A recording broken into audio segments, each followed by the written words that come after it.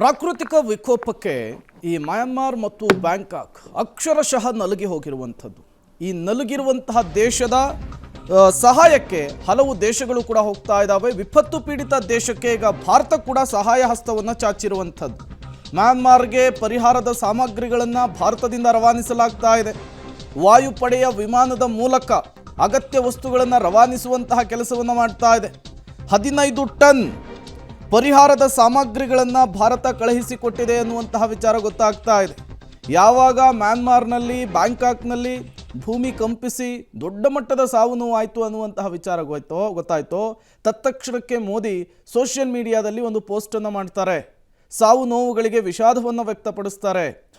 ಅದರ ಜೊತೆಗೇನೆ ನಾವು ಬ್ಯಾಂಕಾಕ್ ಮತ್ತು ಮ್ಯಾನ್ಮಾರ್ ಪರವಾಗಿ ನಿಲ್ತೇವೆ, ಇಂತಹ ಕಷ್ಟದ ಸಂದರ್ಭದಲ್ಲಿ ಅವರ ಜೊತೆಗೆ ನಾವು ಹೆಗಲು ಕೊಡುವಂತಹ ಕೆಲಸವನ್ನ ಮಾಡ್ತೇವೆ ಅಂತ ಹೇಳಿದ್ರು. ಅದೇ ನಿಟ್ಟಿನಲ್ಲಿಯೇ ಹೇಳಿ ಮ್ಯಾನ್ಮಾರ್ ಮತ್ತು ಥೈಲ್ಯಾಂಡ್ ಎರಡೂ ಕೂಡ ಭಾರತದ ಮಿತ್ರ ರಾಷ್ಟ್ರಗಳು. ಥೈಲ್ಯಾಂಡ್ ಅಂತೂ ಭಾರತೀಯ ಪ್ರವಾಸಿಗರನ್ನೇ ನಂಬಿಕೊಂಡಿರ್ತಕ್ಕಂಥ ದೇಶ. ಹೀಗಿರಬೇಕಾದ್ರೆ ಆ ದೇಶಕ್ಕೆ ಅಗತ್ಯ ಮೂಲ ಸೌಕರ್ಯಗಳನ್ನು ಈ ಸಂದರ್ಭದಲ್ಲಿ ತುರ್ತಾಗಿ ಕಲ್ಪಿಸ್ಕೊಡ್ತಕ್ಕಂಥದ್ದು ಮಿತ್ರ ರಾಷ್ಟ್ರವಾಗಿರುವ ಭಾರತದ ಕರ್ತವ್ಯ ಕೂಡ ಹೌದು. ಯುರೋಪಿಯನ್ ಕಂಟ್ರೀಸಿಂದನೂ ಬರ್ತಾ ಇದೆ.